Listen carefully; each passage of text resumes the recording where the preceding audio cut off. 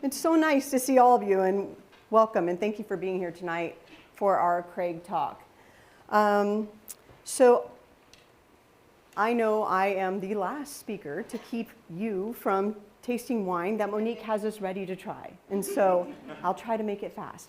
But I'm super excited to share with you our section on land during our Craig Talk, as well as share with you the real estate sentiment index that we've been doing here at the Craig School of Business through the Gazarian Real Estate Center at Fresno State.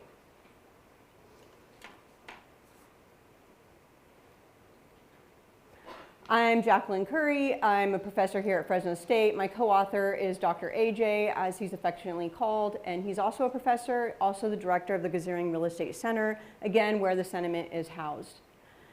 What is the Real Estate Sentiment Index? So this is a survey that was created, believe it or not, while I was a student assistant. So I've been very fortunate, right, a while ago, very fortunate to see it develop over the last 10 years. And that's been very interesting for me personally, but I think for our community as well. And so that survey is sent out in most years during the spring and the fall to area real estate professionals.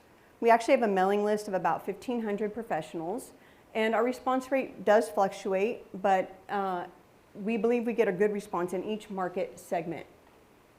And so in each of the different sectors, we have single-family residential, multifamily, you can read them there, office, land, retail, ag, and industrial. But we also calculate what's called an overall sentiment. And the sentiment index from these real estate professionals is them telling us how they feel the current market is and how it will be 6 months from now. And then we add a weight to that, and so we have these sentiment ranges that are between 0 and 5, with 2.5 being perfectly neutral. Anything above that is considered positive sentiment, and anything below that negative. So during the pandemic, we continued to survey real estate professionals to see what they were thinking about different market segments. And this is the overall sentiment index from spring 2017 to fall 2021. And you can see if this, just the pointer. Spring 2020, you can see that there was definitely a dip, and that area professionals or respondents felt that the 6-month projection was going to be slightly less positive than it had been.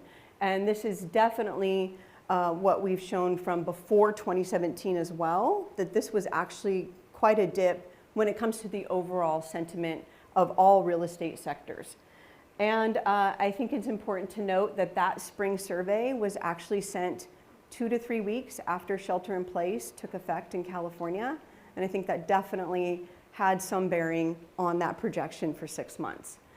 In fall 2021, which is our most recent survey, you can also see that there was a slight dip compared to everyone feeling things were going to be better in fall 2020. In that year, you can see just a slight projection forward as the same as it is right now. And that survey was sent right after we had a lot of media about the new variant and whether or not that was going to affect whether or not shelter in place was going to be a thing again. Okay, now we'll go into individual sectors, and this is the single family residential sentiment index. And again, in most of these, you're going to see that they're still positive, but definitely a dip in sentiment or feeling about single family residential markets, and that was spring 2020. And everybody can see that. And then everything is going to be okay, right? We're going back face to face, it'll be fine.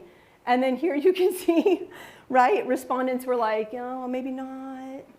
And I'm not even going to speculate on the future. I'm leaving it the same as I feel right now, right? And so that's single family. Also related to single family, we ask a question about anticipated mortgage rate changes, because that does seem to have some bearing on how sentiment is, right? If mortgage, we've had a huge discussion about increasing and decreasing and whether they should be green or red, right?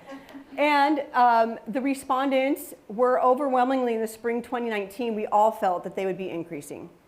That's when we expected it to happen. And then COVID happened in spring 2020, right? And in spring 2020, there was a dip in mortgage interest rates, which you can see that a lot of people felt they would continue to decrease. And that led the fall 2020 sentiment to just be pretty much no change, right? No change at all. And then I love this response. Like, it's almost a third, a third, a third when you look at the data. It is almost like, let's flip a coin. No one knows anymore what's going to happen.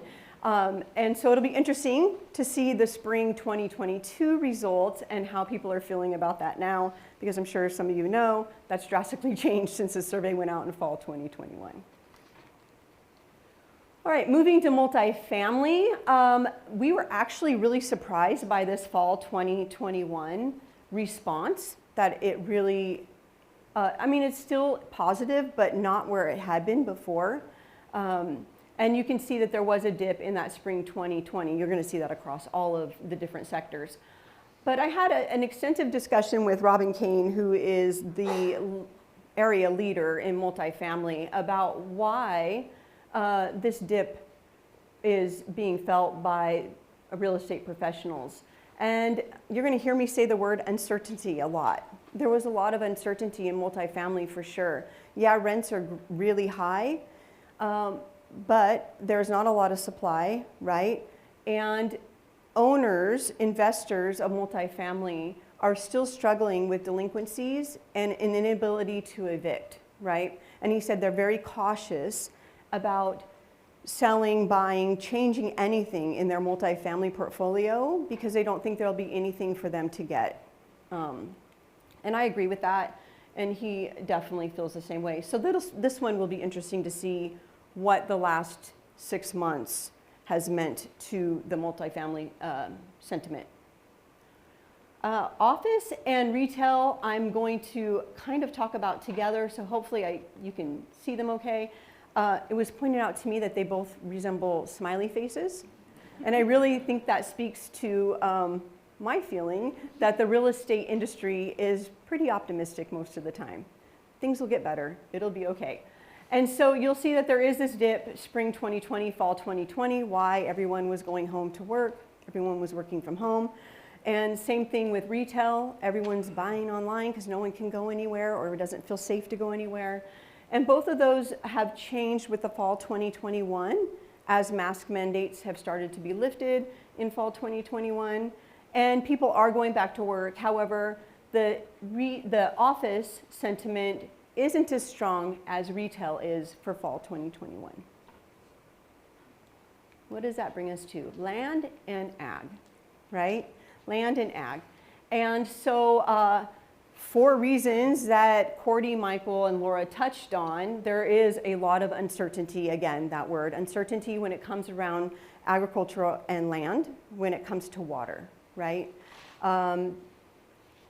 A lot of people in that industry are really worried about what the impact of Sigma will be and what water availability will look like in the future. So completely applicable to their presentation. I will note that land has been pretty stable throughout, especially pre and post-pandemic. It seems to be the one that fluctuated the least. And also you can see that in fall 2019, in spring 2020, there were these huge disparities, not huge, but this disparity between the present and the projection. That's the same thing with ag, and that's really dissipated as of fall 2021. That really, it seems the sentiment is, we're just gonna hold steady where we're at, right? All right, this is my last graph. Some of you are like, thank goodness, because out that door are great things. This graph is different from the other questions we've asked before. So we have always been very forward thinking projections in our data. We ask people what they feel now, what will they feel in the future. This was the first time we asked them to look back and how did they feel COVID impacted all the real estate sectors looking back. And so you can imagine that this fall 2021 graph is almost opposite of what spring 2020 looked at when we asked them what they feel the effect will be. And so all still positive. You can see that retail and office are still not as positive as the rest, but most people are feeling, or respondents, that the things are going to get better, that smiley face is actually a smiley face. So conclusions, we're going into what we would call the third year of the COVID pandemic. We have noticed that initially people really felt that there would be a negative impact, and that's not, as you all know, what actually happened. And now they feel like it's actually been a really kind of a positive impact. And that I keep going back to those words, resiliency and uncertainty, that like how we talk about individuals during the pandemic having amazing resiliency and major uncertainty, it seems the real estate market and sectors are feeling that same thing, that they're very resilient and actually performing better than we initially thought they would during this time. And if you have an opinion, we would love for you to take the survey. And so you can contact Dr. AJ or me, and we'd be happy to put you on the mailing list. If you're already on the mailing list, look for the survey in the next couple of weeks, and please fill it out. I'm really excited to see what spring 2022 is going to tell us.